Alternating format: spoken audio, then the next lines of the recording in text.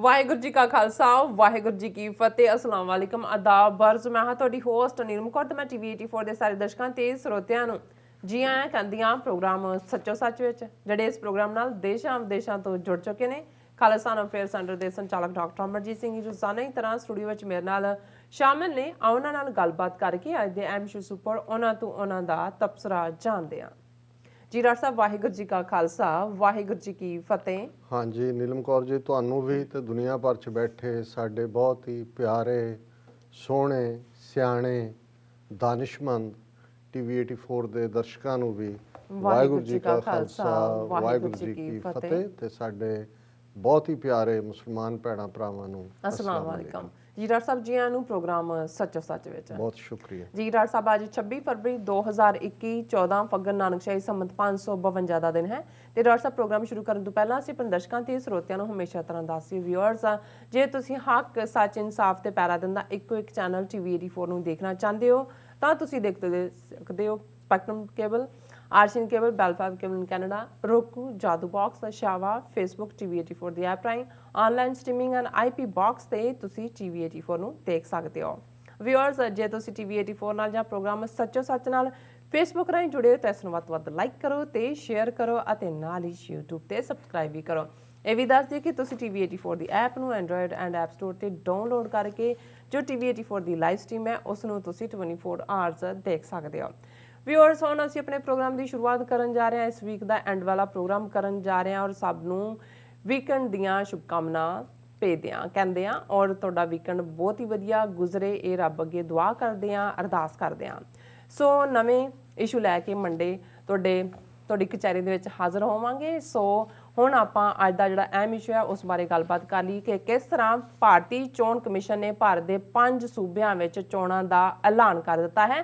ਸੋ BJP ਇਹ ਚੋਣਾਂ ਜਿੱਤਣ ਲਈ ਅੱਡੀ ਚੋਟੀ ਦਾ ਜਿਹੜਾ ਹੈ ਉਹ ਜ਼ੋਰ ਲਗਾ ਰਹੀ ਹੈ ਤਾਂ ਕਿ ਉਹ ਸਾਬਤ ਕਰ ਸਕੇ ਕਿ ਕਿਸਾਨ ਅੰਦੋਲਨ ਨਾਲ ਉਸ ਦੀ ਪਪੂਲੈਰਿਟੀ ਵਿੱਚ ਕੋਈ ਫਰਕ ਨਹੀਂ ਆਇਆ। ਸੋ ਬੀਜੇਪੀ ਇਹ ਚੋਣਾਂ ਜਿੱਤਣ ਲਈ ਵਾਇਲੈਂਸ ਦਾ ਸਹਾਰਾ ਵੀ ਲੈ ਸਕਦੀ ਹੈ। ਸੋ ਬੀਜੇਪੀ ਨੇ ਬੀਤੇ ਕੱਲ ਇਹ ਖਬਰ ਪਲਾਨ ਕਰਵਾਈ ਸੀ ਕਿ ਮੁਕੇਸ਼ ਅੰਬਾਨੀ ਦੇ ਘਰ ਦੇ ਬਾਹਰ ਜੈਲੇਟਿਨ ਸਟਿਕ ਨਾਲ ਲੱਦੀ ਇੱਕ ਵਹੀਕਲ ਮਿਲੀ। ਸੋ ਅੱਜ ਇਹ ਖਬਰ ਪਲਾਨ ਕਰਵਾਈ ਗਈ ਹੈ ਕਿ ਕੇਰਲਾ ਵਿੱਚ ਇੱਕ ਟ੍ਰੇਨ ਵਿੱਚ ਸਫ਼ਰ ਕਰ ਰਹੀ ਰੁਮਾਨੀ ਨਾਂ ਦੀ ਇੱਕ ਮੁਸਲਮਾਨ ਔਰਤ ਤੋਂ 117 ਜੈਲੇਟਿਨ ਸਟਿਕਸ ਅਤੇ 350 ਡੈਟੋਨੇਟਰ ਬਰਾਮਦ ਹੋਏ ਹਨ। ਸੋ ਵਿਊਅਰਸ, ਜ਼ਾਹਿਰ ਹੈ ਕਿ ਬੀਜੇਪੀ ਕਿਸਾਨ ਅੰਦੋਲਨ ਨੂੰ ਸਾਬੋਤਾਜ ਕਰਨ ਲਈ ਅਤੇ ਚੋਣਾਂ ਜਿੱਤਣ ਲਈ ਵੱਡੇ ਪੈਮਾਨੇ ਤੇ ਹਿੰਸਕ ਕਾਰਵਾਈਆਂ ਕਰਵਾਉਣ ਦੀ ਯੋਜਨਾ ਜਿਹੜੀ ਹੈ ਉਹ ਬਣਾ ਰਹੀ ਹੈ। ਸੋ ਇਸ ਬਾਰੇ ਆਪਾਂ ਵਿਚਾਰ ਚਰਚਾ ਕਰਨ ਜਾ ਰਹੇ ਹਾਂ। ਸੋ ਅਸੀਂ ਚਾਹਾਂਗੇ ਕਿ ਤੁਸੀਂ ਸਾਡੇ ਨਾਲ ਸਟਾਰਟਿੰਗ ਤੋਂ ਲੈ ਕੇ ਐਂਡ ਤੱਕ ਇਸੇ ਤਰ੍ਹਾਂ ਹੀ ਬਣੇ ਰਹਿਣਾ। ਦੇਖਣ ਸੁਣਨ ਲਈ ਤੁਹਾਡਾ ਸਭ ਦਾ ਬਹੁਤ ਬਹੁਤ ਸ਼ੁਕਰੀਆ। ਜੀ ਡਾਕਟਰ ਸਾਹਿਬ, ਕੀ ਵਿਚਾਰਾਂ ਨੇ? ਦੇਖੋ, ਸਭ ਤੋਂ ਪਹਿਲਾਂ ਤਾਂ ਅਸੀਂ ਆਪਣੇ ਸਾਰੇ ਹੀ ਵਿਊਅਰਸ ਦਾ ਸ਼ੁਕਰੀਆ ਅਦਾ ਕਰਦੇ ਹਾਂ ਕਿ ਉਹ ਸਾਡੇ ਹਰ ਇਸ਼ੂ ਦੇ ਉੱਤੇ ਜਿਹੜਾ ਸੈਗਮੈਂਟ ਹੁੰਦਾ ਹੈ ਉਸ ਨੂੰ ਭਰਵਾਂ ਹੁੰਗਾਰਾ ਦਿੰਦੇ ਨੇ। ਤੁਹਾਡਿਆਂ ਦੀ ਬਹੁਤ ਸਾਰਿਆਂ ਦੀ ਇਨਪੁਟ ਵੀ ਸਾਨੂੰ ਤੁਹਾਡੇ ਕਮੈਂਟਸ ਰਾਹੀਂ, ਤੁਹਾਡੀਆਂ ਈਮੇਲਸ ਰਾਹੀਂ ਮਿਲਦੀ ਹੈ। ਔਰ ਕੱਲ੍ਹ ਹਾਲਾਂਕਿ ਜਦੋਂ ਮੈਂ ਜਿਹੜਾ ਭਾਰਤ ਔਰ ਪਾਕਿਸਤਾਨ ਵਿਚਾਲੇ ਸੀਜ਼ ਫਾਇਰ ਐਗਰੀਮੈਂਟ ਹੋਇਆ ਉਸ ਦੇ ਉੱਤੇ ਮੇਰੀ ਅਪਰੋਚ ਕ੍ਰਿਟੀਕਲ ਸੀ, ਲੇਕਿਨ ਸਾਡੇ ਬਹੁਤ ਸਾਰੇ ਵੀਰਾਂ ਨੇ, ਭੈਣਾਂ ਨੇ ਇਸ ਅਪਰੋਚ ਨੂੰ ਐਂਡੋਰਸ ਕੀਤਾ, ਉਸ ਦੀ ਤਾਇਦ ਕੀਤੀ। ਕੁਛ ਜਿਹੜੇ ਵੀਰ ਨੇ ਉਹਨਾਂ ਨੇ ਉਹਦੇ ਨਾਲ ਡਾਈਸੈਂਟ ਵੀ ਕੀਤਾ। ਉਹਨਾਂ ਨੇ ਕਿਹਾ ਕਿ ਨਹੀਂ, ਇਹ ਭਾਰਤ ਜਿਹੜਾ ਚਾਹੁੰਦਾ ਸੀ ਔਰ ਜਿਹੜਾ ਪਾਕਿਸਤਾਨ ਨੂੰ ਦਹਿਸ਼ਤਗਰਦੀ ਦੇ ਖਾਤੇ 'ਚ ਪਾ ਕੇ ਕਹਿੰਦਾ ਸੀ ਕਿ ਅਸੀਂ ਬਿਲਕੁਲ ਗੱਲਬਾਤ ਨਹੀਂ ਕਰਨੀ, ਟੈਰਰਿਜ਼ਮ ਔਰ ਨੈਗੋਸ਼ੀਏਸ਼ਨ ਇਹ ਟੁਗੈਦਰ ਨਹੀਂ ਹੋ ਸਕਦੀਆਂ, ਪਰ ਹੁਣ ਉਹਨਾਂ ਨੂੰ ਥੁੱਕਿਆ ਚੱਟਣਾ ਪਿਆ ਹੈ। ਉਹਨਾਂ ਨੇ ਗੱਲਬਾਤ ਕੀਤੀ ਹੈ ਔਰ ਇਹ ਜਿਹੜਾ ਸੀਜ਼ ਫਾਇਰ, ਹਾਲਾਂ ਅੱਜ ਮੈਂ ਰਿਐਕਸ਼ਨ ਦੇਖ ਰਿਹਾ ਸੀ ਬਹੁਤ ਸਾਰੇ ਪਾਕਿਸਤਾਨੀ ਮੀਡੀਆ ਦਾ ਜਾਂ ਦੂਸਰਿਆਂ ਦਾ ਵੀ, ਇਹ ਸਾਰਿਆਂ ਨੇ ਇਸ ਦੇ ਉੱਤੇ ਜਿਹੜਾ ਸ਼ੱਕ ਜ਼ਾਹਰ ਕੀਤਾ ਹੈ ਕਿ ਇਹ ਸੀਜ਼ ਫਾਇਰ ਕਿੰਨੀ ਕੁ ਦੇਰ ਹੋਲਡ ਕਰੇਗਾ, ਕਿਉਂਕਿ ਪਹਿਲਾਂ ਵੀ ਜਿਹੜੀ ਵਾਇਲੇਸ਼ਨਸ ਨੇ ਉਹ ਤਾਂ ਇੰਡੀਆ ਦੇ ਪਾਰਟ ਤੋਂ ਹੀ ਹੋ ਰਹੀਆਂ। ਪਰ ਜਿਵੇਂ ਅਸੀਂ ਕੱਲ੍ਹ ਇਹ ਕਿਹਾ ਸੀ ਕਿ ਵੀ ਇਹ ਇੱਕ ਵੱਡੇ ਪੈਮਾਨੇ ਦੇ ਉੱਤੇ ਇੱਕ ਦਬਾਅ ਦੇ ਹੇਠ, ਜਿਹਦੇ 'ਚ ਕਿ ਭਾਰਤ ਲਈ ਦੂਸਰੇ ਪਾਸੇ ਜ਼ਿਆਦਾ ਚੈਲੰਜਸ ਸੀ ਔਰ ਇਸ ਵੇਲੇ ਉਹ ਫਸਿਆ ਹੋਇਆ ਸੀ। ਚੀਨ ਦਾ ਦਬਾਅ ਵੀ ਸੀ, ਵਿਦਨ ਕੰਟਰੀ ਕਿਸਾਨਾਂ ਦੀ ਐਜੀਟੇਸ਼ਨ ਨੇ ਇਹਨਾਂ ਨੂੰ ਪੈਰੋਂ ਕੱਢਿਆ ਹੋਇਆ ਔਰ ਇਹਨਾਂ ਦੀ ਇਕਨੋਮੀ ਬੁਰੀ ਤਰ੍ਹਾਂ ਡੁੱਬੀ ਹੋਈ ਹੈ। ਡਾਇਸਪੋਰਾ ਦੇ ਵਿੱਚ ਇਸ ਵੇਲੇ ਜਿੰਨੀ ਇਹਨਾਂ ਦੀ ਡਾਇਸਪੋਰਾ ਸਿੱਖਾਂ ਨੇ ਇਹਨਾਂ ਨੂੰ ਜਿਹੜਾ ਉਹ ਸਬਕ ਸਿਖਾਉਣਾ ਸ਼ੁਰੂ ਕੀਤਾ ਹੋਇਆ ਹੈ, ਔਰ ਇਹਦੇ ਨਾਲ ਨਾਲ ਇੰਟਰਨੈਸ਼ਨਲ ਫਰੰਟ ਦੇ ਉੱਤੇ ਉਹ United nations human right council ਹੋਏ, ਬਾਕੀ ਥਾਵਾਂ ਹੋਣ, ਇਹਨਾਂ ਦਾ ਜਿਹੜਾ ਭੱਦਾ ਚਿਹਰਾ, ਅਗਲੀ ਚਿਹਰਾ ਉਹ ਸਾਹਮਣੇ ਆਇਆ। ਇਹਨਾਂ ਦਾ ਇਮੇਜ ਜਿੰਨਾ ਇਸ ਵੇਲੇ ਥੱਲੇ ਗਿਆ, ਮੈਂ ਆਪਣੀ ਲਿਵਿੰਗ ਮੈਮਰੀ 'ਚ ਮੈਨੂੰ ਯਾਦ ਨਹੀਂ ਹੈ ਕਿ ਕਦੇ ਇਵੇਂ ਹੋਇਆ ਹੋਵੇ। ਹਾਲਾਂ ਹੁੰਦਾ ਰਿਹਾ, ਐਮਰਜੈਂਸੀ ਦੇ ਹਵਾਲੇ ਨਾਲ ਅਸੀਂ ਦੇਖਦੇ ਹਾਂ ਕਿ ਉਦੋਂ ਅਮਰੀਕਾ 'ਚ ਨਿਕਸਨ ਕਿਸਿੰਜਰ ਦੀ ਜੋੜੀ ਸੀ, ਕ੍ਰਿਟਿਸਿਜ਼ਮ ਹੋਇਆ ਵੈਸਟ, ਪਰ ਉਹ ਬਰੀਫ ਟਾਈਮ ਸੀ, 20-22 ਮਹੀਨੇ ਐਮਰਜੈਂਸੀ ਪੀਰੀਅਡ ਸੀ। ਔਰ ਲੇਕਿਨ ਉਸ ਤੋਂ ਬਾਅਦ ਜਿਵੇਂ ਇਹਨਾਂ ਨੇ ਬਿਲਕੁਲ ਸੋਵੀਅਤ ਯੂਨੀਅਨ ਨੂੰ ਛੱਡ ਕੇ ਅਮਰੀਕਾ ਦੇ ਖਾਤੇ 'ਚ ਆਏ, ਔਰ ਫਿਰ ਵੈਸਟਰਨ ਇਨ ਜਨਰਲ ਔਰ ਅਮਰੀਕਾ ਨੇ ਇਨ ਪਰਟੀਕੂਲਰ ਜਿਵੇਂ ਇੰਡੀਆ ਨੂੰ ਲਾਰਜਰ ਦੈਨ ਲਾਈਫ ਬਣਾਇਆ, ਲਾਰਜੈਸਟ ਡੈਮੋਕ੍ਰੇਸੀ ਬਣ ਗਏ, ਔਰ ਉਹਦਾ ਕੰਪੈਰੀਜ਼ਨ ਹੋਣ ਲੱਗ ਗਿਆ ਕਿ ਜੀ ਅਮਰੀਕਾ ਓਲਡੈਸਟ ਜਮਹੂਰੀਅਤ, ਗ੍ਰੇਟੈਸਟ ਜਮਹੂਰੀਅਤ, ਅਸੀਂ ਲਾਰਜੈਸਟ ਜਮਹੂਰੀਅਤ। ਪਰ ਹੁਣ ਜਿੰਨੇ ਵੀ ਤੁਸੀਂ ਇਸ਼ੂ ਦੇਖੋਗੇ ਉਸ ਮਾਮਲੇ ਦੇ ਵਿੱਚ ਭਾਰਤ ਦਾ ਜਲੂਸ ਨਿਕਲਿਆ ਹੋਇਆ। ਸੋ ਸਾਡਾ ਜਿਹੜਾ ਇਸ ਦੇ ਉੱਤੇ ਕਹਿਣਾ ਸੀ ਜਾਂ ਟੇਕ ਸੀ ਕਿ ਕੋਈ ਵੀ ਜਦੋਂ ਕੋਈ ਚੀਜ਼ ਸਰੈਂਡਰ ਕਰਦਾ ਹੈ, ਬਿਲਕੁਲ ਕਿਸੇ ਨੂੰ ਤਾਕਤ ਦਿੰਦਾ ਹੈ, ਕਿਸੇ ਦੇ ਸਾਹਮਣੇ ਥੋੜ੍ਹਾ ਬਹੁਤ ਝੁਕਦਾ ਹੈ, ਉਹ ਹਾਲਾਤ ਉਹਨੂੰ ਝੁਕਾਉਂਦੇ ਨੇ, ਸਰਕਮਸਟਾਂਸਿਸ ਹੁੰਦੇ ਨੇ। ਔਰ ਇਸੇ ਨੂੰ ਹੀ ਜਦੋਂ 10ਵੇਂ ਪਾਤਸ਼ਾਹ ਨੇ ਫਰਮਾਇਆ ਕਿ ਕਉ ਕਿਸੀ ਕੋ ਰਾਜ ਨਾ ਦੇ ਹੈ ਜੋ ਲੈ ਹੈ ਨਿਜ ਬਲ ਸੇ ਲੈ ਹੈ। ਹੁਣ ਨਿਜ ਬਲ ਜ਼ਰੂਰੀ ਨਹੀਂ ਹੁੰਦਾ ਕਿ ਤੁਸੀਂ ਜੰਗ ਦੇ ਮੈਦਾਨ ਦੇ ਵਿੱਚ ਹੀ ਜਾ ਕੇ ਆਪਣੀ ਤਾਕਤ ਦਿਖਾਣੀ ਹੁੰਦੀ ਹੈ। ਔਰ ਸਰ ਕਪੂਰ ਸਿੰਘ ਜਦੋਂ ਇਹਨੂੰ ਟਰਾਂਸਲੇਟ ਕਰਦੇ ਨੇ, ਉਹ ਇਹ ਕਹਿੰਦੇ ਨੇ ਕਿ ਵੀ ਜਿਹੜੀ ਤਾਕਤ ਹੈ ਉਹ ਹਮੇਸ਼ਾ ਮਜਬੂਰੀ ਵਸ ਸਰੈਂਡਰ ਕੀਤੀ ਜਾਂਦੀ ਹੈ। ਔਰ ਸਮਝੌਤੇ ਵੀ ਜਿਨ੍ਹਾਂ ਨੂੰ ਤੁਸੀਂ ਗੈਰ ਕਾਨੂੰਨੀ ਬਣਾਇਆ ਹੁੰਦਾ ਹੈ, ਜਿਨ੍ਹਾਂ ਨੂੰ ਤੁਸੀਂ ਲਾਲੈਸ ਡਿਕਲੇਅਰ ਕੀਤਾ ਹੁੰਦਾ ਹੈ, ਜਿਨ੍ਹਾਂ ਨੂੰ ਬਾਗੀ ਐਲਾਨਿਆ ਹੁੰਦਾ ਹੈ। ਔਰ ਅਸੀਂ 18ਵੀਂ ਸਦੀ 'ਚ ਵੀ ਸਿੱਖ ਸਟਰਗਲ ਦੇ ਵੇਲੇ ਦੇਖਦੇ ਹਾਂ ਕਿ ਕਿੱਥੇ ਉਹੀ ਲਾਲੈਸ ਐਲਾਨੇ ਹੋਏ ਸਿੱਖ ਜਿਨ੍ਹਾਂ ਦੇ ਸਿਰਾਂ ਦੇ ਮੁੱਲ ਸੀ, ਬਾਗੀ ਸੀ, ਜਿਨ੍ਹਾਂ ਨੂੰ ਬਣਾਇਆ ਹੋਇਆ ਲਾਹੌਰ ਦਰਬਾਰ ਨੇ ਉਸ ਵੇਲੇ, ਜ਼ਕਰੀਆ ਖਾਨ ਔਰ ਮੁਗਲ ਐਮਪਾਇਰ ਸੀ। ਪਰ ਜਦੋਂ ਅਫਗਾਨ ਦਰਾ ਖੈਬਰ ਪਾਰ ਤੋਂ ਦੂਸਰਾ ਚੈਲੰਜ ਅਹਿਮਦ ਸ਼ਾਹ ਅਬਦਾਲੀ ਦਾ ਸ਼ੁਰੂ ਹੁੰਦਾ ਹੈ, ਤੇ ਫਿਰ ਉਹੀ ਲਾਹੌਰ ਦਰਬਾਰ ਵੱਲੋਂ ਸਿੱਖਾਂ ਨੂੰ ਸਬ ਨੇਸ਼ਨ ਵਿਦਨ ਨੇਸ਼ਨ ਜਿਹੜਾ ਉਹ ਤਸਲੀਮ ਕਰਨ ਦੀ ਲਾਈਨ ਸ਼ੁਰੂ ਹੁੰਦੀ ਹੈ, ਔਰ ਲਾਹੌਰ ਦਰਬਾਰ ਵੱਲੋਂ ਨਵਾਬੀ ਦੀ ਖਿਲਤ ਭੇਜੀ ਜਾਂਦੀ ਹੈ। ਹੁਣ ਇਹ ਪਹਿਲਾ ਸਟੈਪ ਸੀ ਕਿ ਇੱਕ ਲਾਲੈਸ ਲੋਕ, ਕਿਉਂਕਿ ਉਹਨਾਂ ਨੂੰ ਵੀ ਲੱਗਾ ਲਾਹੌਰ ਦਰਬਾਰ ਨੂੰ ਕਿ ਜੇ ਅਸੀਂ ਜਿਹੜੇ ਦਰਾ ਖੈਬਰ ਪਾਰ ਦੇ ਹਮਲਾਵਰ ਨੇ ਉਹਨਾਂ ਨਾਲ ਲੜਨਾ ਹੈ ਤੇ ਸਿੱਖ ਤਾਕਤ ਜੇ ਸਾਡੇ ਨਾਲ ਆ ਜਾਂਦੀ ਹੈ ਤੇ ਅਸੀਂ ਇਫੈਕਟਿਵਲੀ, ਔਰ ਸਿੱਖਾਂ ਨੇ ਵੀ ਉਹਨੂੰ ਕਬੂਲ ਕੀਤਾ। ਹਾਲਾਂਕਿ ਇਹ ਪਤਾ ਸੀ ਕਿ ਵੀ ਇਹ ਹੋਲਡ ਨਹੀਂ ਕਰਨਾ, ਕੁਛ ਵਕਤ ਬਾਅਦ ਜਦੋਂ ਉਹ ਡੇਂਜਰ ਨਿਕਲ ਗਿਆ ਫਿਰ ਉਹੀ ਹੋ ਗਿਆ। ਲੇਕਿਨ ਤੁਸੀਂ ਕਈ ਵਾਰ ਪੀਸ ਦੇ ਲਈ ਵੀ ਟਾਈਮ ਬਾਏ ਕਰਦੇ ਹੋ। ਮੈਂ ਇਹ ਸਮਝਦਾ ਹਾਂ ਕਿ ਇਹ ਜਿਸ ਤਰੀਕੇ ਨਾਲ ਭਾਰਤ ਇਸ ਵੇਲੇ ਫਸਿਆ ਹੋਇਆ ਹੈ, ਇਹ ਮੌਕਾ ਵੀ ਸੀ ਕਿ ਭਾਈ ਇਸ ਤੋਂ ਜੇ ਕੰਸੈਸ਼ਨ ਤੁਸੀਂ ਲੈਣੇ ਹੀ ਨੇ, ਕਸ਼ਮੀਰ ਦਾ ਮੁੱਦਾ ਤਾਂ ਇਨ ਫੋਕਸ ਹੈ ਹੀ ਹੈ, ਪਰ ਦੂਸਰੇ ਪਾਸੇ ਜਿਹੜੀ ਭਾਰਤ ਦੀ ਇੰਟਰਨੈਸ਼ਨਲ ਪਹੁੰਚ ਹੈ ਪੂਰੀ ਪਾਕਿਸਤਾਨ ਨੂੰ ਐਪੀ ਸੈਂਟਰ ਆਫ ਟੈਰਰਿਜ਼ਮ ਬਦਨਾਮ ਕਰਨ ਦੀ, ਉਹ UN ਫੋਰਮ ਹੋਣ, ਉਹ ਹੁਣ ਜਿਹੜੀ ਫਾਈਨੈਂਸ਼ੀਅਲ ਟਾਸਕ ਫੋਰਸ ਦੇ ਨਾਂ ਥੱਲੇ ਜੋ ਚੱਲ ਰਿਹਾ ਹੈ ਕਿ ਜੀ ਹੁਣ ਜੂਨ ਤੱਕ ਗ੍ਰੇ ਏਰੀਆ 'ਚ ਪਾਕਿਸਤਾਨ ਨੂੰ ਰੱਖ ਲਿਆ ਹੈ, ਭਾਰਤ ਦਾ ਕੀ ਰਵੱਈਆ ਹੈ। ਸੋ ਘੱਟੋ ਘੱਟ ਲੇਕਿਨ ਜਿਵੇਂ ਮੇਰਾ ਕੱਲ੍ਹ ਵੀ ਇਹ ਅੰਦਾਜ਼ਾ ਸੀ, ਹਾਲਾਂਕਿ ਇੰਨੀ ਜਾਣਕਾਰੀ ਨਹੀਂ ਸੀ, ਬਿਲਕੁਲ ਹੁਣ ਇਹ ਸੀਜ਼ ਫਾਇਰ ਦੇ ਨਾਲ ਸੰਬੰਧਿਤ ਜਿਹੜੀ ਟ੍ਰੀਟੀ ਹੈ ਇਹਨੂੰ ਅਮਰੀਕਨ ਸਟੇਟ ਡਿਪਾਰਟਮੈਂਟ ਨੇ ਵੈਲਕਮ ਕੀਤਾ ਹੈ। ਜ਼ਾਹਰ ਹੈ ਕਿ ਇਹ ਵੀ ਸਾਹਮਣੇ ਆਇਆ ਵੀ ਇਹਦੇ ਬਿਹਾਈਂਡ ਚਾਈਨਾ ਨੇ ਵੀ ਰੋਲ ਪਲੇ ਕੀਤਾ, ਔਰ ਜ਼ਾਹਰ ਹੈ ਚਾਈਨਾ ਨੇ ਤਾਂ ਪਾਕਿਸਤਾਨ ਦੇ ਉੱਤੇ ਹੀ ਪ੍ਰਵੇਲ ਕੀਤਾ ਹੋਏਗਾ ਕਿਉਂਕਿ ਉਹਨਾਂ ਦੇ ਆਪਣੇ ਇੰਟਰਸਟ ਨੇ। ਉਹਨਾਂ ਨੇ ਜੇ 380-390 ਬਿਲੀਅਨ ਡਾਲਰ ਦੀ ਇਨਵੈਸਟਮੈਂਟ ਉਹਨਾਂ ਦੀ ਜਿਹੜੀ ਹੈ ਉਹ one belt one road initiative ਜਾਂ ਚਾਈਨਾ ਪਾਕਿਸਤਾਨ ਇਕਨੋਮਿਕਲ ਕੋਰੀਡੋਰ 'ਤੇ ਹੈ, ਤੇ ਵਪਾਰੀ ਤਾਂ ਕਦੇ ਵੀ ਨਹੀਂ ਚਾਹੁੰਦਾ ਕਿ ਉਹਦੀ ਜਿਹੜੀ ਇਨਵੈਸਟਮੈਂਟ ਵਾਲਾ ਥਾਂ ਹੈ ਉੱਥੇ ਗੜਬੜ ਹੋਏ ਜਾਂ ਦੂਜਾ ਹੋਏ। ਅਦਰਵਾਈਜ਼ ਚਾਈਨਾ ਜੇ ਫੁੱਲ ਸਕੇਲ ਭਾਰਤ ਨੂੰ ਸਬਕ ਹੀ ਸਿਖਾਉਣਾ ਚਾਹੁੰਦਾ ਜੰਗ ਰਾਹੀਂ, ਤੇ ਭਾਰਤ ਉਹਦੇ ਸਾਹਮਣੇ ਕੀ ਸੀ। ਲੇਕਿਨ ਚੀਨ ਨੇ ਉਹਨੂੰ ਬੰਦੇ ਦਾ ਪੁੱਤ ਬਣਾ ਲਿਆ ਜਿੰਨਾ ਕੁ ਜ਼ਰੂਰੀ ਸੀ, ਜੋ ਉਹਨਾਂ ਨੇ ਦੱਸ ਦਿੱਤਾ ਪੈਂਗੋਂਗ ਸੋ ਦੇ ਉੱਤੇ ਵੀ ਔਰ ਡੈਪਸੋਂਗ ਉਸ ਤੋਂ ਪਹਿਲਾਂ ਡੋਕਲਾਮ 'ਚ ਵੀ ਕਿ ਭਾਈ ਪੁੱਤਰ ਬਣ ਜਾਓ। ਪੁੱਤਰ ਬਣਾ ਕੇ ਫਿਰ ਉਹਨਾਂ ਨੇ ਕਿਹਾ ਜੀ ਠੀਕ ਹੈ ਬਫਰ ਬਣਾ ਦਿੰਦੇ ਆ ਫਲਾਣਾ, ਔਰ ਉਹਨਾਂ ਕੀ ਉਹਨਾਂ ਦਾ। ਸੋ ਇਹਦੇ 'ਚ ਕੋਈ ਸ਼ੱਕ ਨਹੀਂ ਹੈ ਕਿ ਔਰ ਇਸ ਸਾਰੇ ਪੀਰੀਅਡ ਜਦੋਂ ਚਾਈਨਾ ਭਾਰਤ ਟਕਰਾਅ ਹੋਇਆ, ਬੇਸ਼ੱਕ ਜਿਹੜਾ ਉਹ ਜੂਨ ਦੇ ਵਿੱਚ ਹੁੰਦਾ 2020, ਪਰ ਚੱਲ ਤਾਂ 2017 ਤੋਂ ਹੀ ਡੋਕਲਾਮ ਤੋਂ ਬਾਅਦ ਰਿਹਾ ਸੀ। ਪਰ ਜੂਨ ਤੋਂ ਹੁਣ ਤੱਕ ਇਹਨਾਂ ਮਹੀਨਿਆਂ ਦੇ ਵਿੱਚ ਚੀਨ ਔਰ ਪਾਕਿਸਤਾਨ ਬਹੁਤ ਕਰੀਬ ਵੀ ਆਏ, ਮਿਲੀਟੈਰਲੀ ਵੀ, ਉਹਨਾਂ ਦੀਆਂ ਜੁਆਇੰਟ ਕਲੀਆਂ ਐਕਸਰਸਾਈਜ਼ਸ ਤੱਕ ਨਹੀਂ ਹੈ, ਓਵਰਆਲ ਵੀ। ਔਰ ਮੇਰਾ ਖਿਆਲ ਹੈ ਵੀ ਇਹ ਵੀ ਇੱਕ ਰੀਜ਼ਨ ਭਾਰਤ ਨੂੰ ਇਹ ਲੱਗਾ ਕਿ ਭਾਈ ਪਹਿਲਾਂ ਤਾਂ ਉਹ ਸਮਝਦੇ ਸੀ ਜੀ ਅਸੀਂ 2 prong ਵਾਰ, ਹਾਲਾਂਕਿ ਉਹਨਾਂ ਦੇ ਉਹ ਵੀ ਕਹਿੰਦੇ ਜੀ ਉਹਦੀ ਪੋਸੀਬਿਲਿਟੀ ਨਹੀਂ ਹੈ। ਜਿਵੇਂ ਉਹਨਾਂ ਦੇ 에ਅਰ ਫੋਰਸ ਚੀਫ ਨੇ ਕਿਹਾ ਜੀ ਚਾਈਨਾ ਦੇ ਲਈ ਇਹ ਇਖਲਾਕੀਅਤ ਨਹੀਂ ਹੋਏਗੀ ਜੇ ਉਹ 2 prong ਵਾਰ ਪਾਕਿਸਤਾਨ ਚਾਈਨਾ ਵੱਡੀ ਇਹ ਉਹ। ਮੈਂ ਕਿਹਾ ਵੀ ਇਹ ਜਿਹੜਾ ਕਬੂਤਰ ਵਾਂਗ ਅੱਖਾਂ ਮੀਟ ਰਿਹਾ ਨੇ ਬਿੱਲੀ ਦੇ ਸਾਹਮਣੇ।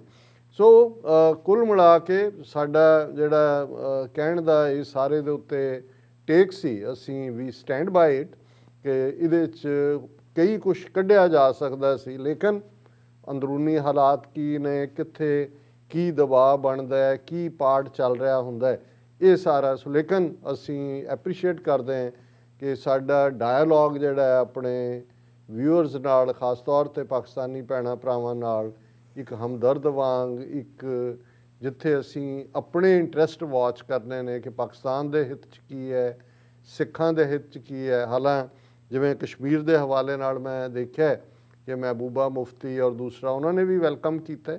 ਸੋ ਜਿਹੜੇ ਫਸੇ ਹੁੰਦੇ ਨੇ ਉਹਨਾਂ ਨੂੰ ਲੱਗਦਾ ਕਿ ਭਾਈ ਸ਼ਾਇਦ ਕੋਈ ਗੱਲਬਾਤ ਦਾ ਰਾਹ ਨਿਕਲੇ। ਕਈਆਂ ਨੇ ਇਹ ਵੀ ਹੋਪ ਜਤਾਈ ਹੈ ਕਿ ਜੀ ਬੈਕਡ੍ਰੌਪ ਇਹ ਵੀ ਅੰਡਰਸਟੈਂਡਿੰਗ ਹੋਈ ਹੋਏਗੀ ਕਿ ਆਰਟੀਕਲ 370 ਰੀਸਟੋਰ ਕੀਤਾ ਜਾਏ।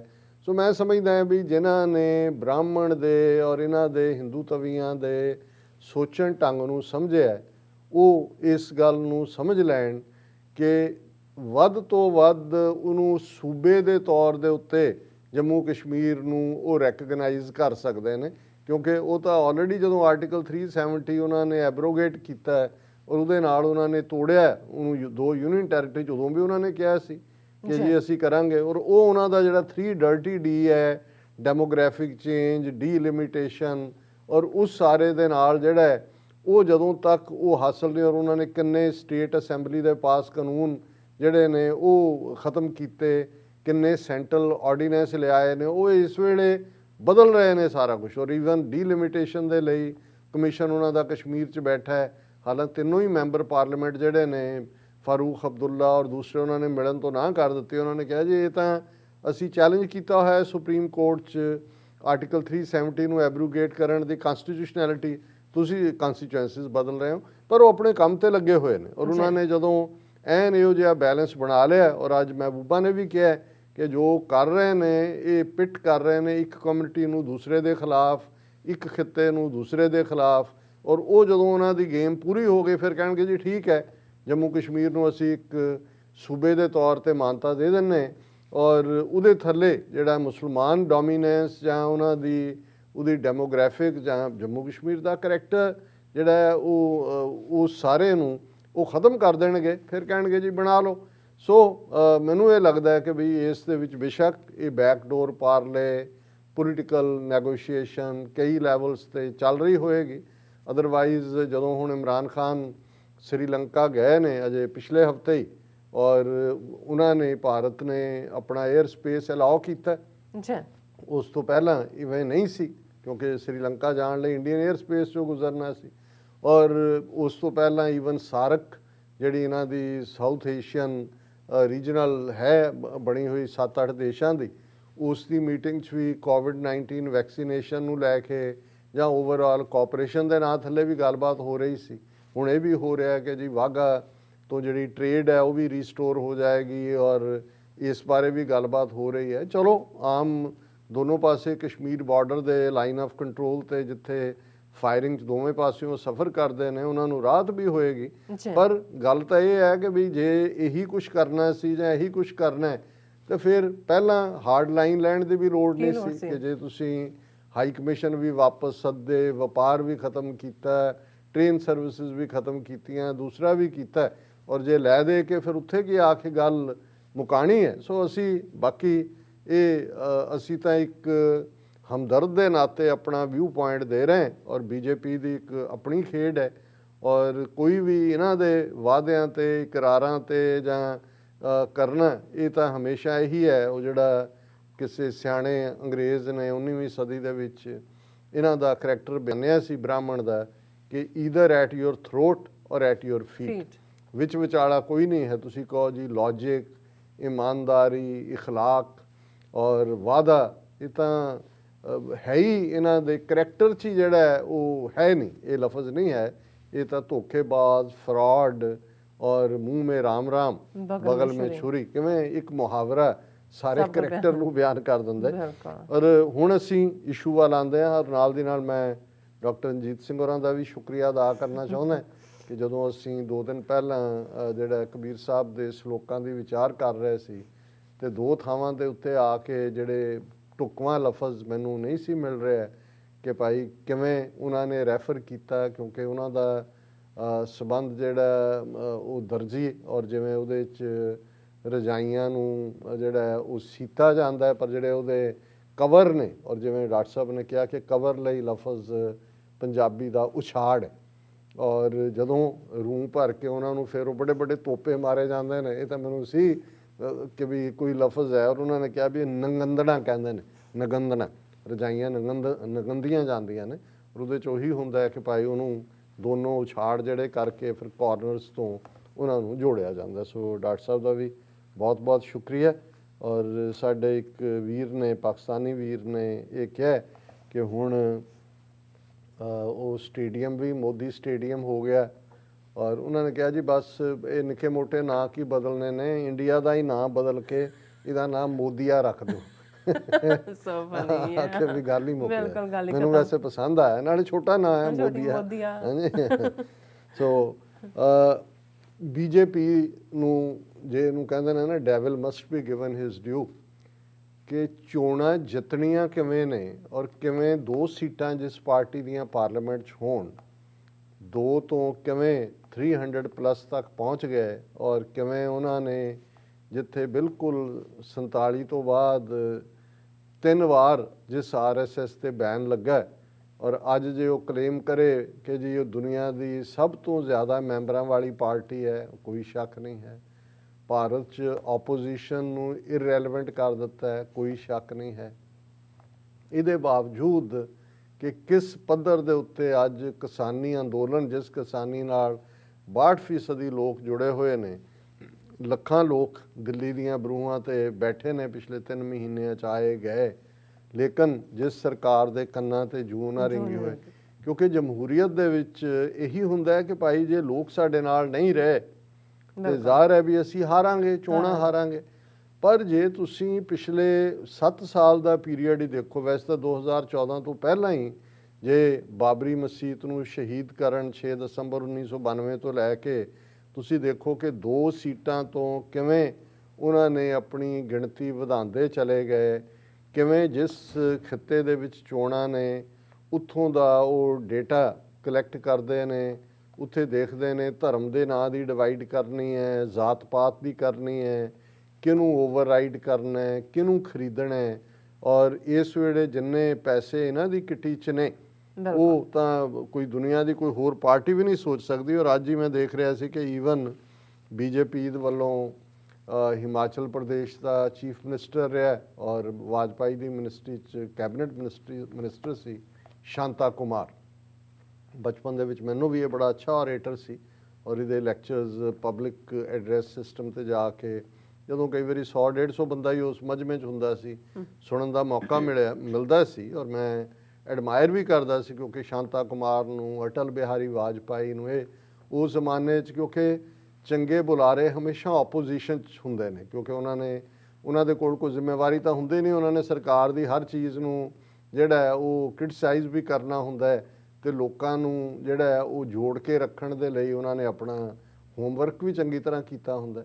ਸੋ ਸ਼ਾਂਤਾ ਕੁਮਾਰ ਬੜਾ ਮਾਰਵਲਸ ਜਿਹੜਾ ਓਰੇਟਰ, ਔਰ ਹੁਣ ਤਾਂ ਬੁੱਢਾ ਹੋ ਗਿਆ ਔਰ ਅਟਲ ਬਿਹਾਰੀ ਵਾਜਪਾਈ ਦੇ ਵੇਲੇ ਹੀ ਉਹਨੂੰ ਮਿਨਿਸਟਰੀ ਤੋਂ ਪਾਸੇ ਕਰ ਦਿੱਤਾ ਸੀ। ਹੁਣ ਉਹਨੂੰ ਜਿਹੜਾ ਇੱਕ ਗਰੁੱਪ ਮਾਰਗਦਰਸ਼ਕ ਬਣਾਇਆ ਹੋਇਆ, ਉਹਦੇ 'ਚ ਸ਼ਾਂਤਾ ਕੁਮਾਰ ਹੋਏ, ਮੁਰਲੀ ਮਨੋਹਰ ਜੋਸ਼ੀ ਹੋਏ ਔਰ ਅਡਵਾਨੀ ਹੋਏ, ਇਹ ਸਾਰੇ ਬੁੱਢੇ ਉੱਥੇ ਰੱਖੇ ਹੋਏ ਨੇ। ਔਰ ਉਹਨੇ ਸ਼ਾਂਤਾ ਕੁਮਾਰ ਨੇ ਆਪਣੀ ਆਟੋਬਾਇਓਗ੍ਰਾਫੀ ਲਿਖੀ ਹੈ ਜਿਹੜੀ ਅੱਜ ਕੱਲ੍ਹ 'ਚ ਹੀ ਰਿਲੀਜ਼ ਹੋਣ ਵਾਲੀ ਹੈ ਔਰ ਉਹਦੇ 'ਚ ਉਹਨੇ ਜਿਹੜੀ ਗੱਲ ਕਹੀ ਔਰ ਅੱਜ ਦੇ ਮੀਡੀਆ 'ਚ ਇਹ ਹੈਡਲਾਈਨ ਵੀ ਹੈ ਜਿਹੜਾ ਇਹ ਦੱਸਦਾ ਹੈ ਕਿ ਬੀਜੇਪੀ ਜਿਹੜੀ ਇੱਕ ਆਈਡੀਅਲਸ ਭਾਵੇਂ ਹਿੰਦੂਤਵਾ ਨਾਲ ਕੋਈ ਸਹਿਮਤ ਹੋਏ ਨਾ ਹੋਏ, ਲੇਕਿਨ ਇਹਦੇ 'ਚ ਕੋਈ ਸ਼ੱਕ ਨਹੀਂ ਹੈ ਜਦੋਂ ਅਸੀਂ ਵੀ ਗਰੋ ਹੋ ਰਹੇ ਸੀ ਇਹਨਾਂ ਦੀ ਜਿਹੜੀ ਕਮਿਟਮੈਂਟ, ਜਿਵੇਂ ਯੰਗ ਬੱਚੇ ਜਾ ਕੇ ਸਵੇਰੇ 4 ਵਜੇ 5 ਵਜੇ ਔਰ ਪੂਰਾ ਤੁਹਾਨੂੰ ਨੂੰ ਸਲੂਟ ਕਰਨਾ, ਐਕਸਰਸਾਈਜ਼ ਕਰਨੀ, ਚੰਦਾ ਦੇਣਾ, ਆਈਡੀਅਲਸ ਮੋਰੈਲਿਟੀ ਦੀ ਗੱਲ ਕਰਨੀ, ਅਖਲਾਕ ਦੀ ਗੱਲ ਕਰਨੀ।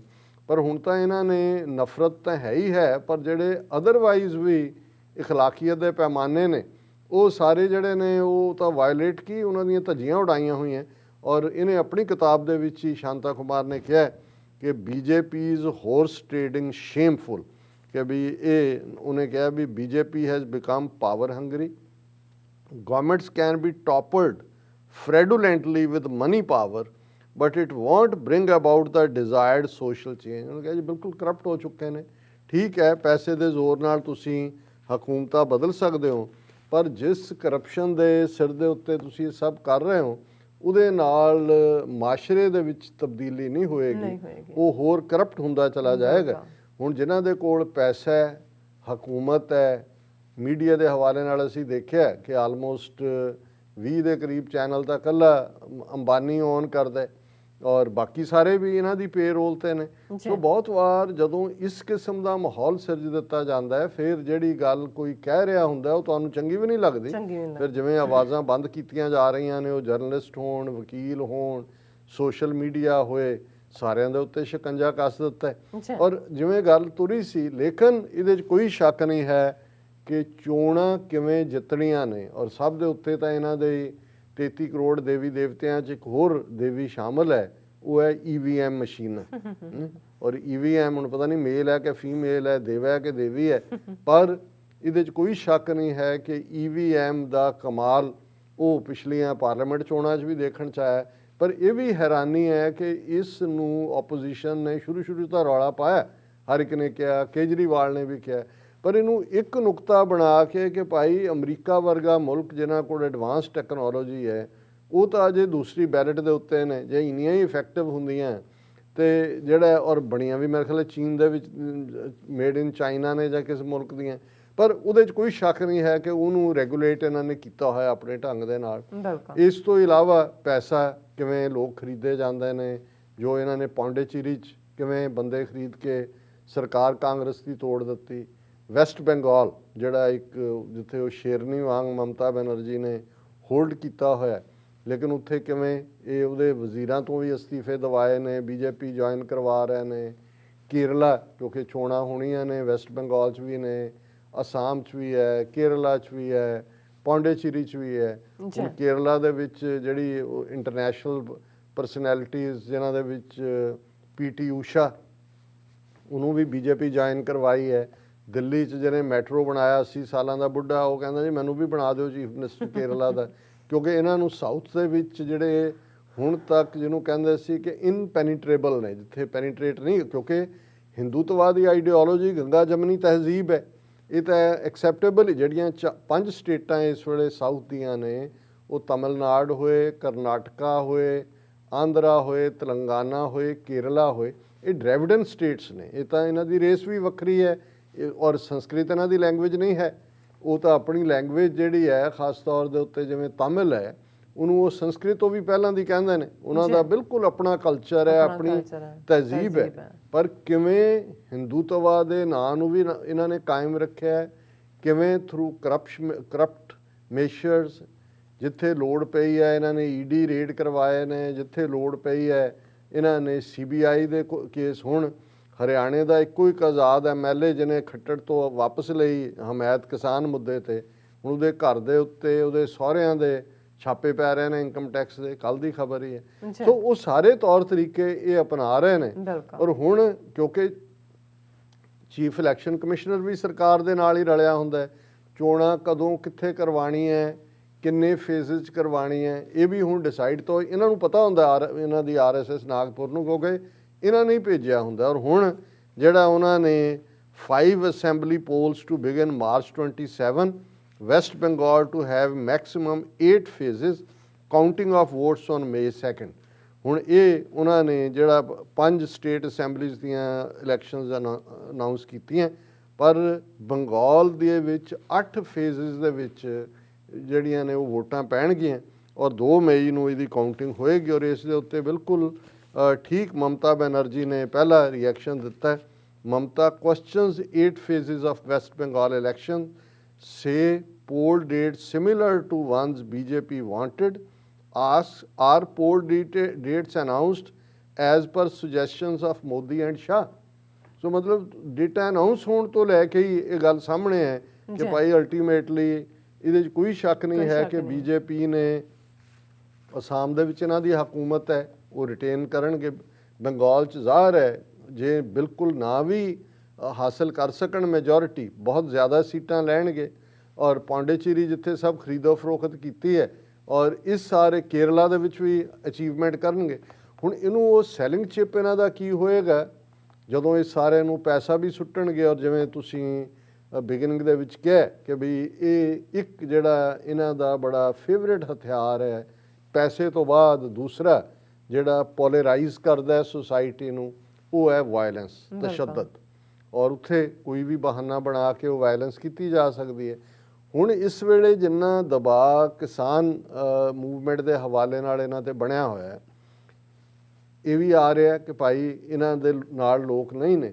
ਹੁਣ ਇਹਨਾਂ 5 ਸੂਬਿਆਂ ਦੇ ਵਿੱਚ ਜਿੱਥੇ ਬੀਜੇਪੀ ਆਪਣੀ ਬੈਟਰ ਪਰਫਾਰਮੈਂਸ ਦੇਣਾ ਚਾਹੁੰਦੀ ਹੈ ਔਰ ਦੇਗੀ ਵੀ ਉਹ, ਕਿਉਂਕਿ ਸਾਰੇ ਤੌਰ ਤਰੀਕੇ ਸਾਮਦਾਮ ਦੰਡ ਭੇਦ ਚਾਣਕਿਆ ਦੇ ਵਰਤ ਰਹੇ ਨੇ, ਉੱਥੇ ਇਹਦੇ 'ਚੋਂ ਉਹ ਇਹ ਵੀ ਜਿਹੜਾ ਉਹ ਮੈਸੇਜ ਦੇਣਗੇ ਕਿ ਕਿਸਾਨ ਅੰਦੋਲਨ ਦੇ ਬਾਵਜੂਦ ਬੀਜੇਪੀ ਦੀ ਪੋਪੂਲੈਰਿਟੀ 'ਚ ਕੋਈ ਫਰਕ ਨਹੀਂ ਪਿਆ। We are the ones who are running the show. ਔਰ ਇਹ ਕਹਿਣਗੇ ਦੇਖੋ ਜੀ ਲੋਕਾਂ ਨੇ 3 ਕਿਸਾਨ ਕਾਨੂੰਨਾਂ ਦੇ ਹੱਕ 'ਚ ਫਤਵਾ ਦਿੱਤਾ ਹੈ, ਇਸ ਲਈ ਅਸੀਂ ਇਹ ਚੋਣਾਂ ਜਿੱਤੀਆਂ ਨੇ।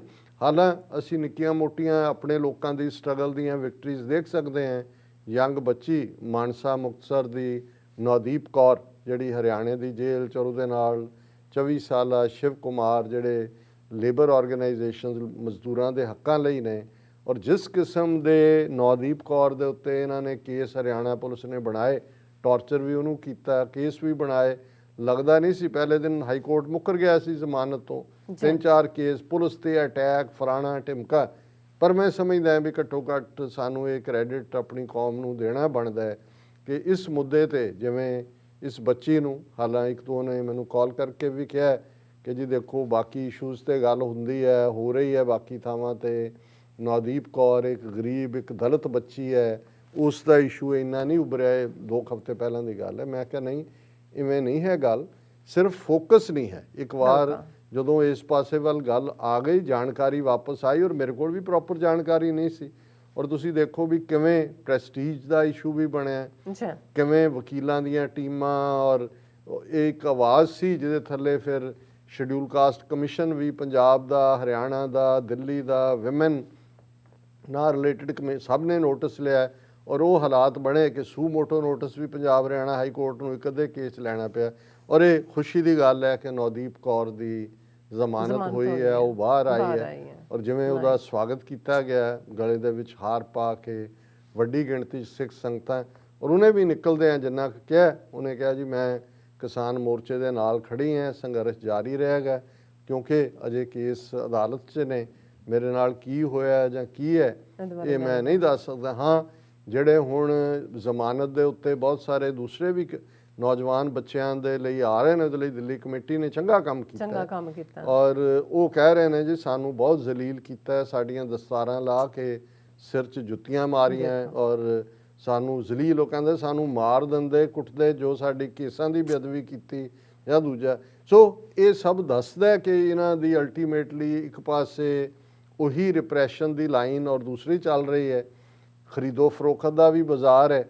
ਔਰ ਜਿਵੇਂ ਕੱਲ੍ਹ ਅਸੀਂ ਗੱਲ ਕੀਤੀ ਸੀ ਕਿ all of A sudden Mukesh Ambani ਦੇ ਘਰ ਦੇ ਬਾਹਰ ਵਹੀਕਲ ਮਿਲੀ, ਜੈਲੇਟਿਨ ਸਟਿਕਸ ਮਿਲੀਆਂ, ਔਰ ਇਹ ਹੋ ਗਿਆ ਕਿ ਵੀ ਇਹ ਕੁਛ ਨਾ ਕੁਛ ਦੋਨੋਂ ਪਾਸੇ, ਹੁਣ ਜੇ ਫਾਰਮਰ ਮੂਵਮੈਂਟ ਨੂੰ ਵੀ ਵਾਇਲੈਂਸ ਨਾਲ ਜੋੜਨਾ ਹੈ ਤੇ ਕੁਛ ਨਾ ਕੁਛ ਕਰਨਾ ਪਏਗਾ। ਔਰ ਜੇ ਹੁਣ ਸਾਊਥ ਦੇ ਵਿੱਚ ਜਾ ਕੇ ਕੇਰਲਾ ਵਰਗੇ ਜਾਂ ਤਮਿਲਨਾਡੂ 'ਚ ਕੁਛ ਕਰਨਾ ਹੈ, ਉੱਥੇ ਵੀ ਕੁਛ ਨਾ ਕੁਛ ਕਰਨਾ ਪਏਗਾ। ਖਰੀਦੋ ਫਰੋਖਤ ਆਪਣੀ ਥਾਂ ਤੇ ਹੈ। ਔਰ ਅੱਜ ਜਦੋਂ ਮੈਂ ਖਬਰ ਦੇਖੀ, ਮੈਂ ਕਿਹਾ ਜੀ ਇਹ ਜਿਹੜਾ ਹੋ ਗਿਆ ਕੰਮ। ਔਰ ਇਹ ਖਬਰ ਹੈ gelatin sticks detonators seized from train passenger in Kerala।